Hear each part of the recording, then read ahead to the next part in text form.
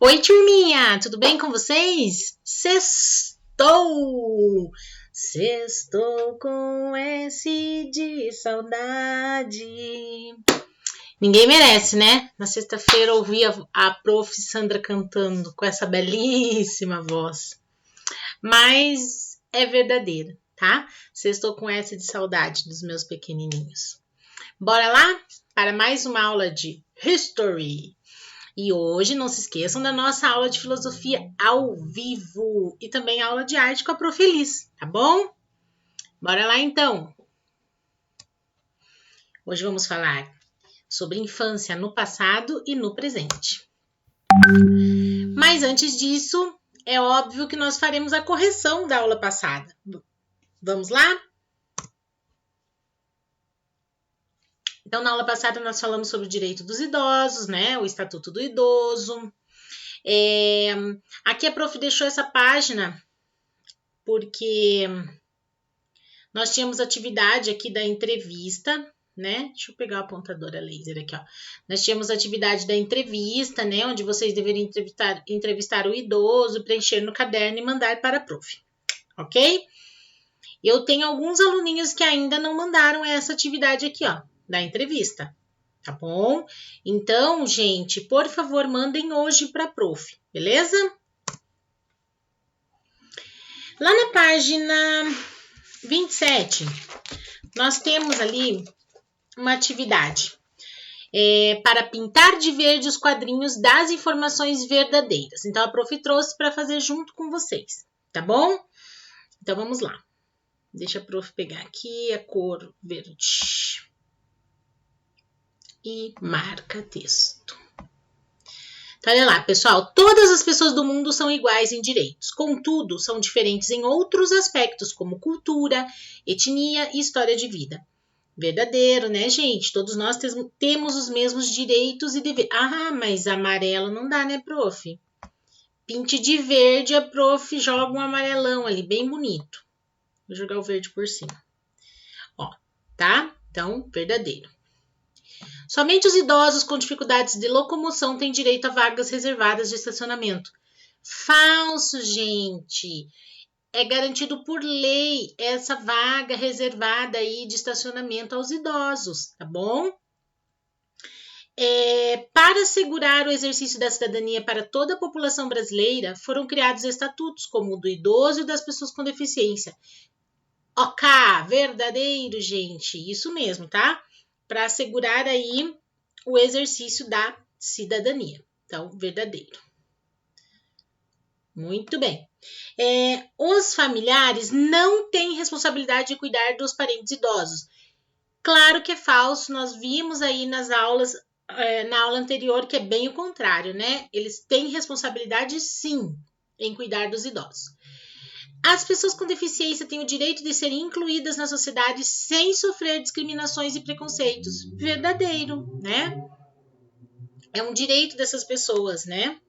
Então, verdadeiro. Sem sofrer qualquer tipo de discriminação e preconceito. Então, depois nós tínhamos ali um trecho, né, do artigo 9º do Estatuto do Idoso, onde fala, né, que é a obrigação do Estado garantir à pessoa idosa a proteção à vida e à saúde, mediante efetivação de políticas públicas, de políticas sociais públicas que permitam um envelhecimento saudável e em condições dignas. De acordo com o texto, vamos responder as questões. Letra A. O texto apresentado faz parte de qual documento? Gente, 2 perguntas em uma, tá? Olha lá, de qual documento? O trecho faz parte do Estatuto do Idoso. Quando esse documento foi criado? Criado em 2003, tá? Próximo. Que direitos dos idosos estão escritos nesse trecho? Direito à vida e à saúde. Está aqui, ó, gente, ó, direito à vida e à saúde. E aqui também vocês deveriam mandar para a prof, tá? Nem todos mandaram. Então, os aluninhos que não mandaram ainda, aproveitem o dia de hoje, essa sexta-feira, né? Esse sextou com S de saudade, para mandar isso aqui também para a prof, né? A imagem que representa o respeito ao direito dos idosos, tá bom? Próxima, gente. Agora nós entramos no tema da aula de hoje. Infância no passado e no presente. Então a menina diz aqui, ó, no balãozinho, a infância é o tempo de vida de uma pessoa que vai do nascimento até o início da adolescência. A infância é uma fase muito importante da vida, em que muito aprendizado é adquirido. Nesse período, as pessoas aprendem a andar, a falar, a escrever e ler, e também a se relacionar com os outros e com as comunidades de que participam. Para que as crianças cresçam de forma saudável, é preciso haver algumas condições fundamentais: educação, saúde, alimentação, lazer, cultura e liberdade, né? Todos direitos adquiridos aí. Desde 1959, esses são direitos de todas as crianças do mundo e estão estabelecidos na Declaração Universal dos Direitos das Crianças. Gente, vocês vão falar um pouquinho também aí dessa questão dos direitos das crianças, da Declaração dos Direitos das Crianças aqui, mais para frente nós vamos falar mais desse assunto, tá? Foi criado pelo Unicef, que é o Fundo das Nações Unidas para a Infância, que é um órgão que pertence à Organização das Nações Unidas, a ONU. O direito ao amor e à compreensão dos responsáveis pelas crianças também foi incluído nesse documento, tá? Então, a criança tem direito ao amor e à compreensão dos pais ou responsáveis, né? No Brasil, o documento que transformou esses direitos em lei se chama Estatuto da Criança e do Adolescente e foi criado em 1990. Gente, eu só vou fazer uma observação no parágrafo anterior que está falando assim, o direito ao amor e à compreensão também está lá nesse documento, na Declaração Universal dos Direitos das Crianças. Então, às vezes, vocês podem se perguntar assim, nossa, prof, mas precisa colocar isso lá como uma imposição, que é um direito ao amor e tal. Os meus familiares me amam incondicionalmente, independente de ser um direito meu ou não. Legal, gente, isso é maravilhoso, mas é a sua realidade, a minha, a de muitas crianças. Mas, por outro lado, existem crianças que não têm esse amor da família, tá? Por isso é garantido aí esse direito. Infelizmente, a gente vê muitas famílias desestruturadas e onde as crianças não têm esse amor e essa compreensão dentro dos lares, tá? Então, no Brasil, o documento que transformou esses direitos em lei se chama Estatuto da Criança e do Adolescente. Foi criado em 1990. Nele, as crianças são entendidas como portadoras de direitos que devem ser respeitados para que se desenvolvam com saúde, dignidade e proteção. Há mais de 100 anos no Brasil, não havia leis que protegiam as crianças do trabalho infantil, por exemplo. Sendo assim, era muito comum elas trabalharem fora de casa para contribuir com o sustento da família, tá? Esse aqui, ó, gente, é uma imagem real, tá? É uma fotografia da época lá, então, no Rio de Janeiro, né? Onde a gente via muito crianças trabalhando. Então, assim, se vocês assistirem filmes da época, vocês verão que era muito comum as crianças trabalharem para contribuir aí com o sustento das famílias, né? Então, aqui, ó, esse aqui era um dos trabalhos muito comuns da época, né? Ó, as crianças vendiam jornais, trabalhavam em indústrias, engraxavam sapatos, transportavam mercadorias. A maioria delas nem frequentava escola. E muitas vezes não tinham nem acesso a uma alimentação adequada, nem a lazer. Além disso, durante os anos em que os africanos e seus descendentes foram escravizados no Brasil, crianças também eram escravizadas, olha só, gente, e realizavam os mais diversos serviços na cidade e no campo. Atualmente, o trabalho infantil é considerado crime e deve ser denunciado aos órgãos que fiscalizam os direitos das crianças, como o Ministério Público, tá? Nós estamos falando aqui, gente, de trabalho infantil, né? Ah, prof, então eu não vou arrumar minha cama, então eu não vou ajudar minha mãe com a louça, não vou ajudar minha mãe a tirar o lixo, ai, nem vou prestar atenção nessa tabelinha de atividades que ela fez, porque eu sou criança, então não posso, é trabalho infantil. Não, tá, gente? Essas questões são outras, né? O trabalho aqui que a gente fala, o trabalho infantil, é completamente diferente, como a gente pode ver aqui, né? Essas crianças que vendem, por exemplo, as coisas nos semáforos, né? É um trabalho infantil. Ah, vende jornal, engraxa sapato. Hoje a gente ainda vê isso, né? Isso é considerado trabalho infantil. Elas não têm direito a lazer, elas não têm direito à cultura, à educação, né? Então, assim, a vida delas é muito difícil em relação a isso. Então, é trabalho para sustentar a família, para ajudar no sustento da família, diferente de pequenas aí responsabilidades que os pais estão colocando para vocês conforme vocês crescem. Então, assim, não é considerado trabalho infantil, é considerado aí uma aquisição de responsabilidade conforme vocês crescem. Então, ajudar a mamãe lá a manter a cozinha limpa, retirar o lixo, arrumar seu quarto, arrumar sua cama, tudo isso é válido, tá bom? Página 29. Leia alguns princípios estabelecidos pela Declaração Universal dos Direitos da Criança. Então, são alguns aqui, ó, tá? Toda criança tem direitos. A igualdade, sem distinção de raça, religião ou nacionalidade. Ao amor e à compreensão por parte dos pais e da sociedade. A educação gratuita e ao lazer infantil. A ser protegida contra o abandono e a exploração no trabalho. A crescer dentro de um espírito de solidariedade, compreensão, amizade e justiça entre os povos. De acordo com o texto e os seus conhecimentos, responda as questões. Por que esses direitos são tão importantes para você e para todas as crianças?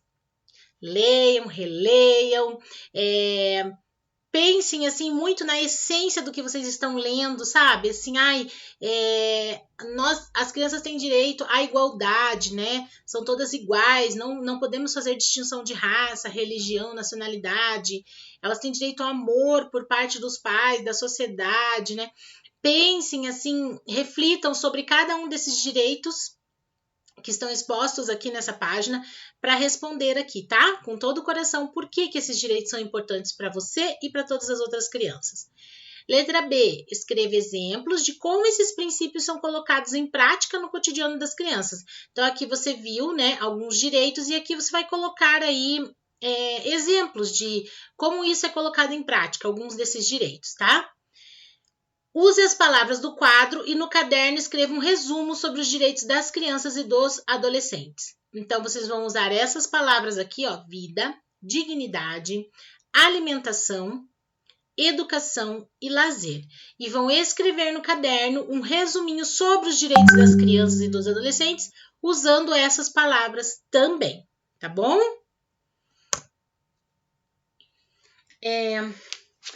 Vamos lá para a página 30. O direito à expressão e à informação.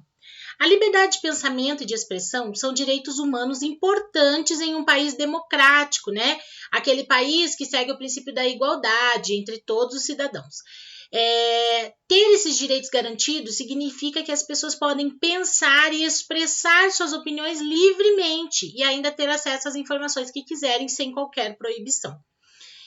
Eu posso expressar a minha opinião desde que isso não ofenda o próximo, tá bom? A gente vai falar mais sobre isso. Então, olha aqui, ó. Maneiras aqui de ter acesso à informação. Jornal, através da internet, ó. Atenção para as últimas notícias, rádio, né? Aqui a menina falando, ó, eu entendo seu ponto de vista, mas penso de outra forma, né? Então, aqui elas estão expressando as opiniões ali através da conversa. Ter liberdade de pensamento e de expressar ideias também significa ouvir e respeitar as diferentes opiniões, crenças, culturas e a posição social das pessoas com as quais convivemos no mundo. De modo geral, as pessoas não vivem sozinhas, mas em comunidades e grupos. Vocês já estudaram isso, né? Com os quais compartilham espaços e histórias. Nós não vivemos numa bolha. Nós compartilhamos histórias, compartilhamos espaços, né? Com outras pessoas, vivemos em comunidade.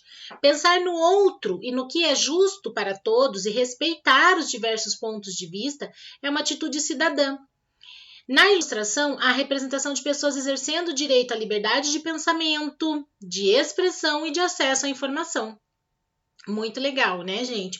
E quando a prof fala assim, você tem sim liberdade de se expressar, né? Liberdade de pensar o que você quiser, tem acesso à informação hoje em dia muito, muito mais fácil que antigamente. Só que nós devemos usar tudo isso, essa nossa liberdade de poder falar, de poder expressar as nossas ideias e opiniões de uma forma respeitosa, que isso não ofenda a outra pessoa que tem uma opinião contrária à nossa, né? Discutir, gente, não é bater boca. Eu posso discutir com uma outra pessoa algum tema em que a gente não concorde, em que as ideias não batam, né? Mas não discutir de forma violenta. Discutir, nós vamos debater. Eu coloco meu ponto de vista, assim como as meninas aqui, ó, né? Então, conversando, lanchando e falando. Eu coloco meu ponto de vista, o meu colega coloca o ponto de vista dele, né? Essa é uma forma saudável aí de se expressar, tá bom? Lembrem sempre da empatia, né? Não façam com os outros aquilo que você não gostaria que fizessem com você e, principalmente, faça com o outro aquilo que você gostaria que fizessem com você, tá? Lá na página 31, temos ali, ó, também outras formas, né? Ó, noticiário. Aqui, ó, ele está também com com um livro falando ali sobre lugares incríveis, né? E aqui nós temos troca de ideias, onde vocês também vão colocar no caderno, tá bom? Junto com as outras atividades do caderno. Por que ouvir, respeitar e entender os diferentes pontos de vista das pessoas é uma atitude cidadã? Por que vocês acham que ter esse respeito, conseguir entender, ouvir as outras opiniões, outros pontos de vista diferentes do nosso é uma atitude cidadã, tá? Explorando documentos. Alguns temas da atualidade provocam muito debate, porque as pessoas têm diferentes opiniões sobre esses assuntos. Um desses temas é o uso do celular durante o estudo escolar.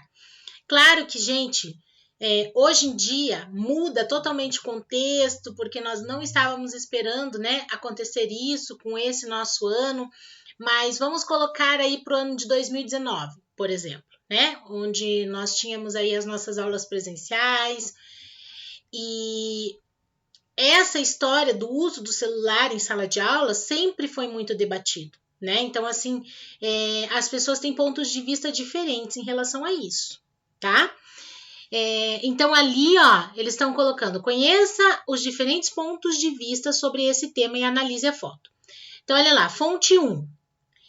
Não tenho dúvida de que o celular atrapalha os estudos. Tenho notado piora na minha concentração, perda de memória e me sinto mais cansado. O relato é de Renan Baleiro Costa, 20 anos, estudante de Direito da USP. Existe o lado positivo. Em um instante tenho acesso a textos acadêmicos, leis, mas quando uso o celular em excesso, me sinto muito menos produtivo, ou menos produtivo, completa.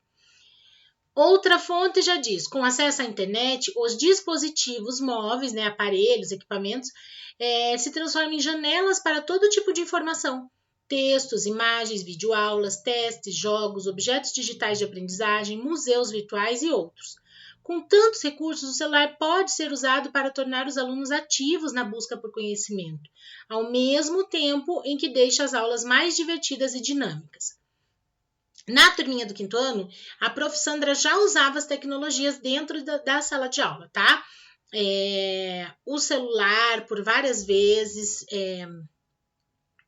a professora fazia dinâmicas, outras atividades aí envolvendo conceitos matemáticos, ciências.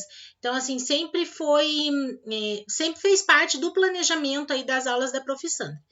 Claro que nós estamos falando de uma outra realidade agora, né, gente? Em que a tecnologia, o uso do celular, dos equipamentos aí, hoje é imprescindível, né? Não é uma questão de discutir.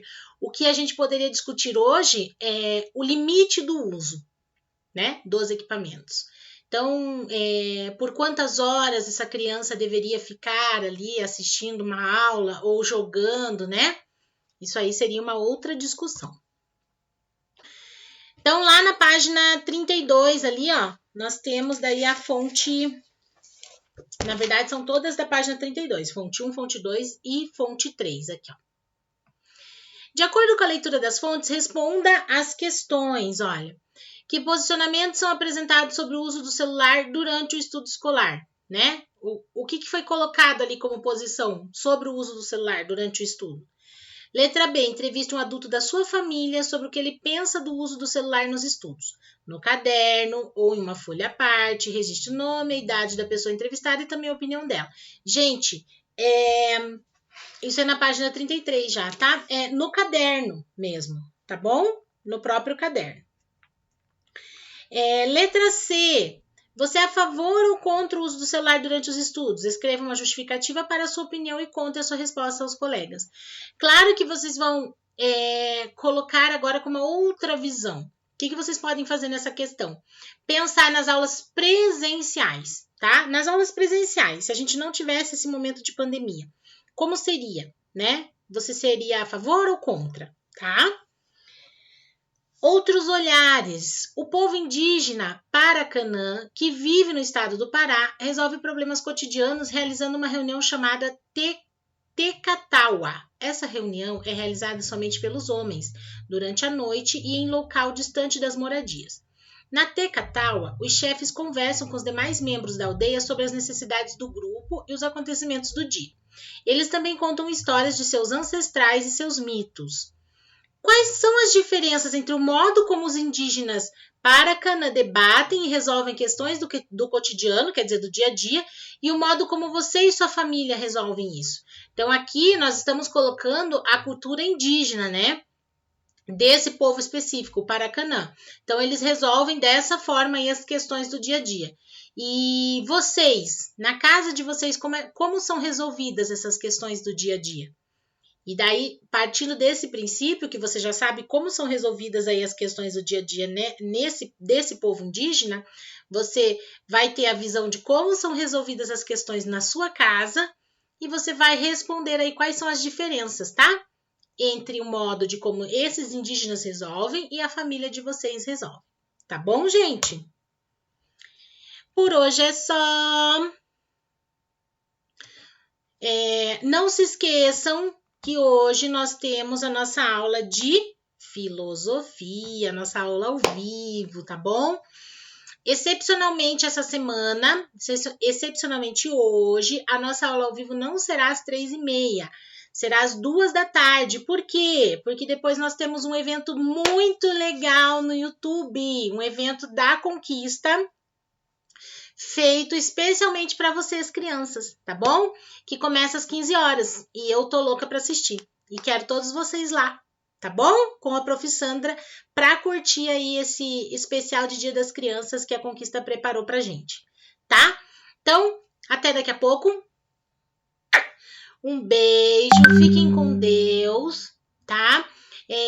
Bom final de semana, já vou me despedir aqui, bom final de semana, mas depois a Prof fala no ao vivo novamente.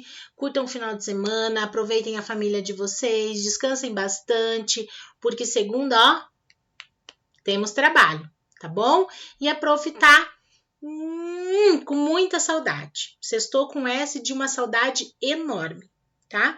E aproveitando essa aula, gente, eu já agradeci de diversas formas. Agradeci na aula ao vivo de ontem, agradeci no WhatsApp, mas quero agradecer mais uma vez o trabalho incrível de vocês, alunos, das famílias de vocês que se envolveram e se engajaram com todo amor e carinho no nosso projetão Florescer Cultural, que foi o campeão!